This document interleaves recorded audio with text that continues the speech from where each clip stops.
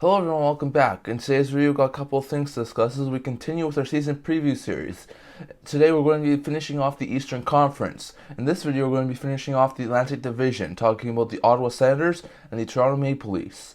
How the Ontario teams do in the 2022-2023 season, how did they do in the 2023 offseason, and how are they shaping up going into the 2023-2024 season. We'll go to all of that coming up right now.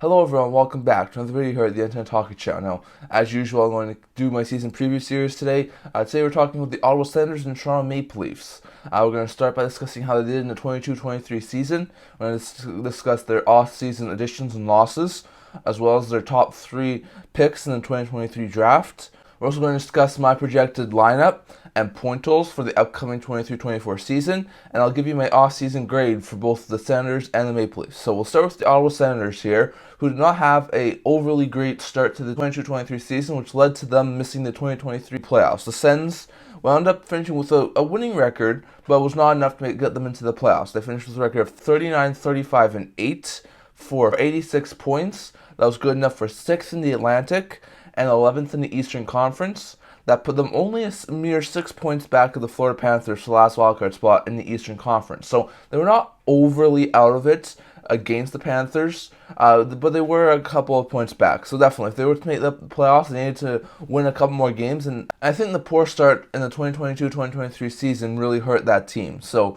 Sens did all right towards the end of the season, but the poor start really hurt this team. They finished 6 points out of a playoff spot, so not overly bad. Definitely something they can overcome for this upcoming season, but definitely it was not. A lot of people did think that Ottawa could have made the playoffs last year, so it was not a really great season for them, missing the playoffs. So they definitely have some things to improve on entering this offseason. So what did they do this offseason? I think they did quite well this offseason. So if you look at their addition and losses here, their losses, not overly significant players that they lost.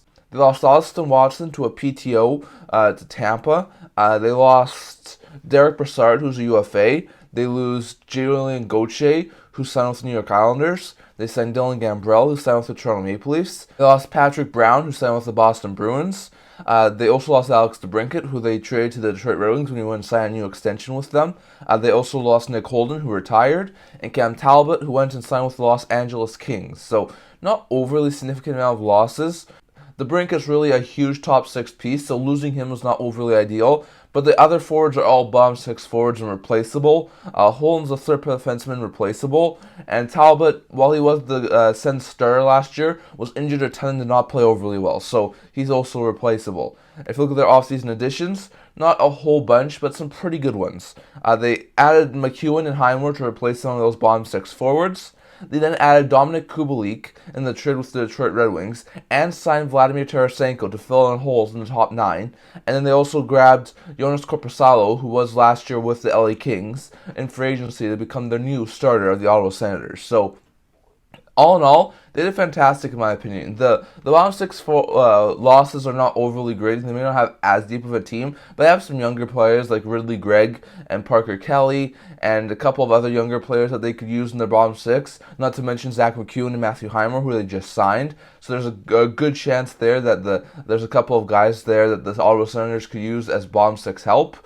But they lose DeBrincat, they get Tarasenko, and they get Kubalik. In my opinion, that gives them a lot more room to work with. If you look at that team, DeBrincat last year hit, I think, just under 30 goals. I think it was like 28 or 29 goals and around 65 points. Tarasenko can probably hit at least 30 goals and 50 to 60 points. Kubalik could probably hit 20 goals and maybe 45 to 50 points. So you could probably get 50 goals from those two teams if they're both doing really well this year, and you could probably get close to 100 points between those two players.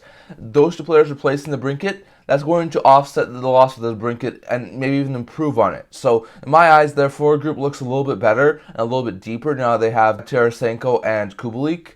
The defense only loses Holden. They don't really replace him with anyone. Not too bad, given the fact that they have brought back Hamonic, who was a decent third-pair defenseman last year. And on top of that, they still have Bernard Docker, Thompson, and Clevin back in the minors, who could all still challenge for a third-pair spot. So I don't really think they really needed to replace Holden, so that was fine. Korpisalo, I do think, could be a really big improvement on Talbot. Talbot had injury troubles last year, was not a fantastic starter, so losing him was not overly ideal. They get Korpisalo, who has had some injury problems in the past and has been inconsistent in the past, but towards the end of last year, after coming off of knee injury, he had a fantastic run with the LA Kings. He played really well in Columbus. I think there's a chance that Korpisalo could be a very good 1A goaltender, with Forsberg being the 1B. So in my eyes, adding Korpisalo to the goaltending core makes it really good. Adding Tarasenko and Kubalik to the forward group makes it really good. And I think this team looks a lot more scary than it did in the 2023 season. So going to be interesting to see what else the Senators do. There's a lot of talk that the Senators will have to make a move before the season starts.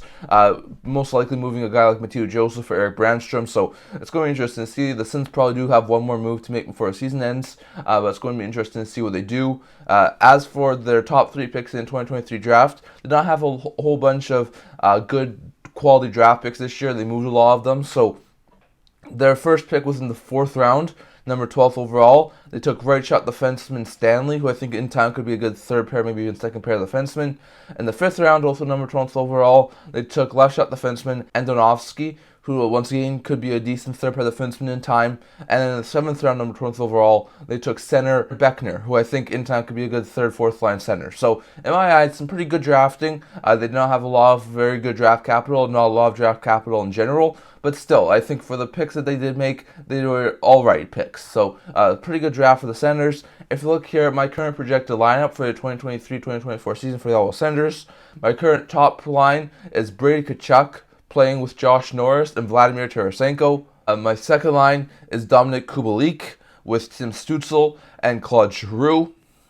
My third line is Ridley Gregg with Shane Pinto and Drake Batherson. And the fourth line is Matthew Joseph with Marcus Kastelic and Zach McEwen. My D pairs, I have Shabbat with Lube on the top pair. I have Sanderson with Chikrin on the second pair. And I have Brandstrom with Bernard Docker on the third pair. I have Korpisalo being the 1A, Forsberg being the 1B, and Hamonic being the odd man out as the lone spare. And that would give them a cap-compliant roster. However, Pinto does need to be signed to a new deal. And on top of that, there's a lot of talk that Joseph or Brandstrom will be moved. So it's probably not going to go that way to the beginning of the season. Either Joseph's going to be moved, and they're going to probably call up another forward, or possibly sign a guy like Josh Bailey. Either Brandstrom's going to be moved, maybe a guy like Clevin comes up to play with in the top 6. So there's still probably going to be a little bit of changes to that Ottawa Senators lineup before the start of the season. But at this point in time, I think that would probably be the most likely lineup. Joseph or Brandstrom, who are on the bottom pair on the forward group and the defensive end, I do think could be moved. So going to be interesting to see there. My current projected point total for Ottawa Senators might surprise a few people, but I do think this is really good, and I think the Sens are going to have a fantastic season this year. I currently project the Ottawa Senators to finish with a record of 45, 26, and 11 for 101 points, second in the Atlantic and fifth in the Eastern Conference. 15 more points than they had last year. So I think with the Tarasenko improvements, with the Kubalik improvement, Korpisalo now being in net, I think Korpisalo and Forsberg should have a really good tandem in the Sens nets. They have a solid defense. You have Chikrin for a full year now. You have a solid offense.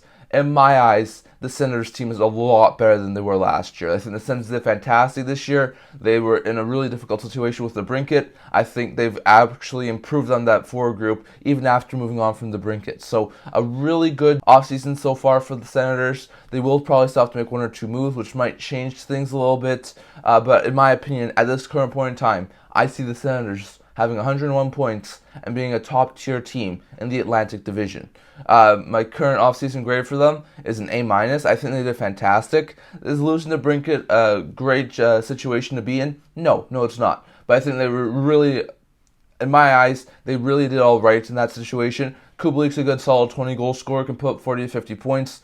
Tarasenko, who they signed afterwards, a good 30 to 40 goal scorer, can put up between 60 and 80 points. In my eyes, with those two in their lineup in the middle six, they outweigh the loss of DeBrincat. Then they give a couple of younger guys like a Ridley Gregg or a Zach McEwen or some of the other younger players bottom 6 roles with some of those other guys leaving, and the Korpisalo replaces Talbot. I think they did fantastic this offseason, so I'm going to give them an A- grade, and I think that this team is poised to do really well and hit the 100-point mark and make it back to the Stanley Cup playoffs. As for the Toronto Maple Leafs, they had a fantastic 2022-2023 season. If you remember back to the 2022-23 season, they finished with a record of 50, 21, and 11 for 111 points. That's second in the Atlantic Division and fourth in the Eastern Conference. They were the second seed in the Atlantic Division, playing the Tampa Bay Lightning, who were the third seed in the Atlantic Division, in round one, which was a second year in a row that those two teams faced in round one. The Bolts would win game one, but then the Leafs would win 3 straight, including 2 in overtime, to take the 3-1 series lead. The Bolts would win in Toronto to force a Game 6 to make it 3-2 series. But then, finally, the 19-year curse was broken. The Leafs win in overtime over the Tampa Bay Lightning in Tampa to win the series in 6 games, 4-2, and advance to the second round of the Stanley Cup playoffs, which was the first time in 19 years they were able to advance. So, obviously, it took a major step forward last year. The success, though, did not last much longer than the first round. After the first round, they would lose the first 3 games to the Florida Panthers, fall into a 3-0 hole. They would win their first second-round game in quite some time, forcing a Game 5, but they would lose in Game 5, and they dropped the second-round series to the Florida Panthers in 5 games, 4-1. So it was not overly ideal for the Leafs to lose in the second round, but definitely they had a fantastic season last year. But they still did some really good things. They were able to win a playoff series, and I think they were able to do really, really good. So the Leafs were able to win a round, but still didn't seem like it was enough. They had to get a new GM after Kyle Dubas left, so they brought in Brad Treliving, and they had some pretty big business to take care of this offseason, and I think they did pretty well for the most part. If you look at their offseason losses and additions here, they do have quite a bit of losses and additions. Their losses: they lost Ryan O'Reilly, who was an in-season acquisition, to Nashville. They lose Michael Bunting to Carolina. They lose Alex Kerfoot to Arizona. They lose Noel Acciari, who was an in-season acquisition at Pittsburgh. They lose Wayne Simmons, who's still a UFA. They lose Zach Aston-Reese on a PTO in Carolina. They lose Justin Holl, who signed in Detroit. They lose Luke Schenn, who was an in-season acquisition in Nashville. They lose Eric Gustafsson, who left for New York, the Rangers. They lose Jordy Ben, who signs a PTO in Dallas. They lose Victor Mete, who signs in Philadelphia. And they lose Eric Källgren, who signs with the New Jersey Devils. So some pretty significant losses there. Källgren's a third-string goaltender. Holl, Schenn, Gustafsson are all pretty good defensemen. Kerfoot, Bunting, O'Reilly, pretty good top 9 forwards. So not overly ideal to lose all these guys to free agency. If you look at their additions, they had Max Domi, who was a solid middle 6 forward from Dallas. They add Ryan Reeves, who's a good physical bomb 6 forward. They add Tyler Bertuzzi, who's a good, extremely good point-producing top 6 forward. Plays with some bite into his game. They add Dylan Gambrell, who's a decent bomb 6 forward. They add John Klingberg, who's a good top 4 defenseman. They add Simone Benoit, who can play really decently on the third pair. They add Will Lagesson, who can be a good depth defenseman. And they also add Martin Jones, who's a very, very solid third-string goaltender. All in all, not a bad offseason for the Maple Leafs. There's probably still another move or two left in their system. They still are over the cap by about $2 million. So whether that's placing guys like Lafferty and Timmins on waivers or trying to move a guy like Calle Jarnkrok, there's probably still one more move into the Toronto Maple Leafs before the season starts. But in my opinion, they did really good. They lose a couple of decent players, including some in-season acquisitions like O'Reilly, Acciari, and Schenn in free agency. In my opinion, the additions of Bertuzzi, Domi really helped that top 6 and top 9. I think Bertuzzi should fit in really well with guys like Matthews, Marner, and Nylander in the top 6. I think Domi should be a fantastic third liner with some bite to his game. Reeves is a very fantastic fourth liner, so I think they really improved that forward group. They still have a guy like Matthew Knies who's going to have his full season this upcoming season. So yeah, I think the Leafs have a fantastic offseason on the forward group. Defensively, maybe they lose a couple of pieces more than they wanted to, but they add Simone Benoit, who's a solid third-pair defenseman. They add John Klingberg, who can play second-pair minutes. And my eyes, they did all right on the defensive end. Probably could have still done something more, but I think they'll be all right defensively. Källgren, who's a third-string goalie, was replaced by Martin Jones, who I think will be a fantastic third-string goaltender. So all in all, I think the Leafs did pretty well here. Not a fantastic. They did not improve a ton, but they did improve a little bit, and I think they did all right. The crowning piece of the offseason was them signing Austin Matthews to a 4-year contract extension with a $13.25 million, making him the highest paid player in the NHL as of next year. So it's going to be interesting to see what else happens, but they needed to get that Matthews signing done. They were able to do it. Matthews is now leaving for the next 5 years, including this upcoming season. So all in all, I think they had a fantastic offseason. They still have the Nylander contract situation going on. We still don't know what's going to happen there. But besides that, I think the Toronto Maple Leafs has done a fantastic job. So if we look at their top 3 picks in the 2023 draft, they had a first-round pick, number 28th overall from the Boston Bruins, selected center/right winger Easton Cowan, who's a solid, possible middle six forward eventually. He looks good in training camp at this point in time. So that looks like a really good pick for the Toronto Maple Leafs, even though if it was a little bit of a stretch. They also had the 5th-round pick, number 25th overall, and they selected center Malinowski, who I think eventually could be a good third-line center for the Leafs. In the 6th round, number 25th overall, they selected left-shot defenseman Chadwick, who I think could be a good third-pair defenseman eventually in time as well. So all in all, I think they had some really good additions in the draft. Once again, just like the Ottawa Senators, not very much draft capital, but they made do with the amount of picks that they did have. So all in all, a really good draft for the Leafs. If you look at my current projected lineup for the 2023-2024 season for the Toronto Maple Leafs, I currently have Tyler Bertuzzi playing on the top line with Matthews and Marner. I have Matthew Knies playing on the second line with Tavares and Nylander. I have Max Domi playing on the third line with David Kampf and Kalle Yarncroke. And I have Nick Robertson playing on the fourth line with Pontus Holmberg and Ryan Reeves. On the defensive pairs, they have Morgan Rielly playing with Timothy Liljegren, Jake McCabe playing with John Klingberg, and TJ Brody playing with Simone Benoit. I have Samsonov being the starter, Woll being the backup, Gio being the lone spare for the Toronto Maple Leafs, and then Muzzin and Murray both starting the season on long-term injury reserve.